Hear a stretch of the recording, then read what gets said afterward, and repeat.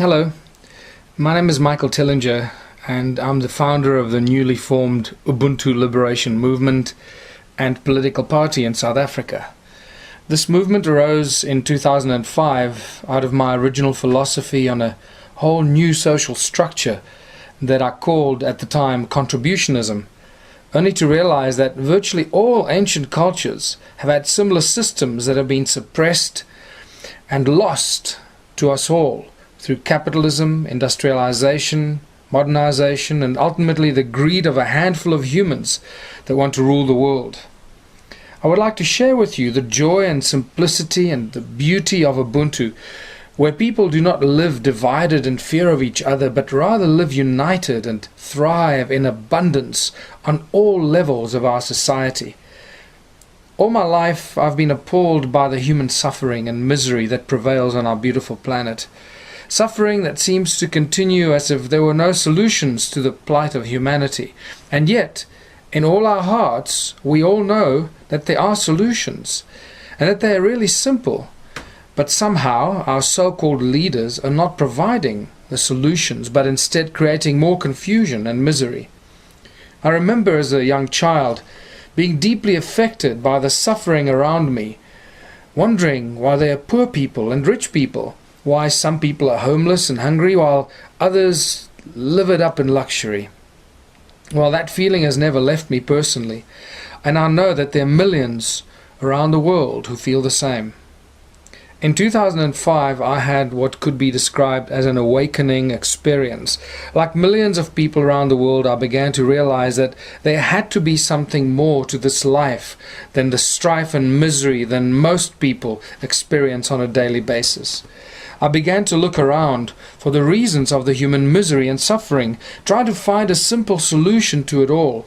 It became very clear to me that humanity has become a deeply divided species, divided on every possible level we can imagine.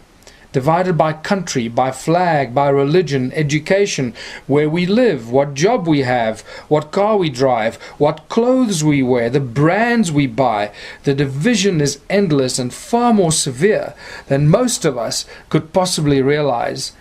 And most importantly, in our relentless quest for modernization, many of us have become separated from Mother Earth. It becomes obvious to me that this human division is in direct conflict with the laws of nature and the resonance of unity consciousness that seems to be the foundation for all of creation. Our division is also the main reason why so many of us live in perpetual fear. We fear everything: fear of death, fear of our neighbors, fear of the unknown, fear of cancer, fear of disease, fear of authority, and fear of losing our jobs. We seem to fear everything in our lives that should be joyful. So I studied the works of the great prophets and the teachers of the past, and I realized that they actually all try to teach us the same morals: to stand united, to love each other, and to honor each other, and to live in harmony with all of creation. In fact, these are the same values that we try to teach our children while growing up, right? But suddenly, at some mysterious moment in our lives, things change. We stop paying attention to those higher consciousness values, and we fall into the routine of life, become entangled in the struggle for survival. At this point, we realize that we need to earn this thing called money to be able to survive and to live on the very own planet that we were born on. How is it possible that we should need money to live on a planet that we were born on, our home? I realize that this is nothing more than pure slavery, and it has nothing to do with evolution or the natural order of things. This is indeed the great trap that has been set for us, but by whom, we need to ask. The answer is simple: by those who control the creation and the supply of money to every single one of us, the global banking elite that have taken the world hostage and made each and every one of us their slaves. We are caught up in a silent and relentless war against the common man, a silent war of economic slavery that has been so cleverly woven around us that most of us are not even aware of it.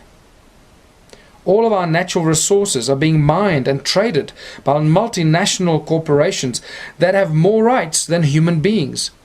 We have simply become the slaves for the corporations. Our country and our planet is being raped and destroyed in the name of money, greed, and political control. Most of us don't even have the foggiest clue how it all works, how money is created, and how a small number of banking families keep us all enslaved, and how they completely rule our lives. These bankers are the masterminds behind the global economic system that rules the world without ever being questioned or challenged. A system that is designed to control and destroy everything that opposes it to ensure its own survival. But now that we know this, we can do the right thing and inform everyone about this injustice and do something about it.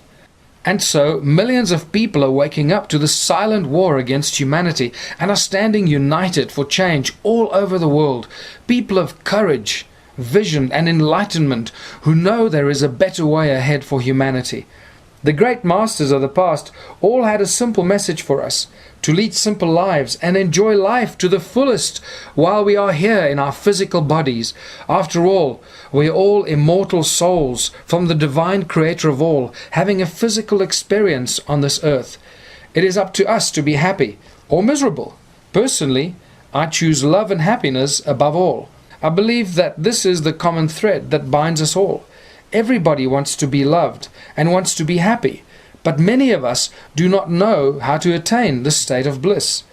The great masters taught us that material possessions and riches will not bring us happiness. And history has shown us that during great times of change, empires of the past have crumbled because of the greed of its leaders. The time for great change is upon us once again. It is up to us, the majority of the people of the world, to embrace these changes, not through violence and opposition, but through love and unity for all of humanity. Let us actively begin to spread the message of unity consciousness to all of humanity that will allow us to heal our division and change the misery of our human beings to abundance within a global community filled with love for each other and not fear of each other. Africa is recognized as the cradle of humankind, and it is in this birthplace of humanity that we find the solutions for our strife and the answers for a bright future, a bright light of hope and possibility for each and every one of us. In 2005, I called it contributionism, a new social structure where communities live in unity, providing for each other, looking after each other, where everyone contributes their God-given talents towards the greater benefit of all the people in their community. It's very, very simple. A global community where money is completely out of place and unnecessary because of the principles of unity consciousness that triumph and people that actually care and look out for each other. Most of our ancient cultures had a saying that if it's not good for everyone, it's no good at all. In Africa, they called it Ubuntu. This philosophy was shared by hundreds, if not thousands, of ancient cultures all over the world. It is on these fundamental beliefs of absolute equality, working together for a common purpose of abundance for all, in united communities that thrive on all levels of society, that the Ubuntu Party and the Ubuntu Liberation Movement was established. I called it the Ubuntu Contribution System, a natural order of things in total harmony with nature, our planet, and all of creation. This does not mean going back to the Dark Ages or living in caves devoid of technology, as some may think. In fact, it means completely the opposite. Abundance in all spheres of life beyond our wildest imagination. We simply cannot continue on the path we are on any longer. If we are to survive as a species, we have to discard all that is in conflict with our own survival. I would like to welcome you and share with you the joy of Ubuntu, a new social structure for a new world of unity consciousness and abundance on all levels of our lives. So I urge you to read and listen and view all the material available to you, to inform yourself as much as you can and join the Ubuntu movement. Remember that the answers to all our problems are really simple. But those who try to control us will constantly tell us that it is very complicated and that only money can solve our problems. We all know that this is a lie, because money does nothing. People do. People grow the food, they plant the seeds, they build the bridges and solve the mathematical equations, and people create the most beautiful works of art. People do everything in great spirit and joy when they are allowed to do so. Money is simply the obstacle that keeps us all from creating and thriving. Thank you for listening to this message, and I hope it resonates with you and gives you an insight into how simple things can be and how we can thrive as a species. And may the light of the Creator shine on all of humanity in our efforts to unite.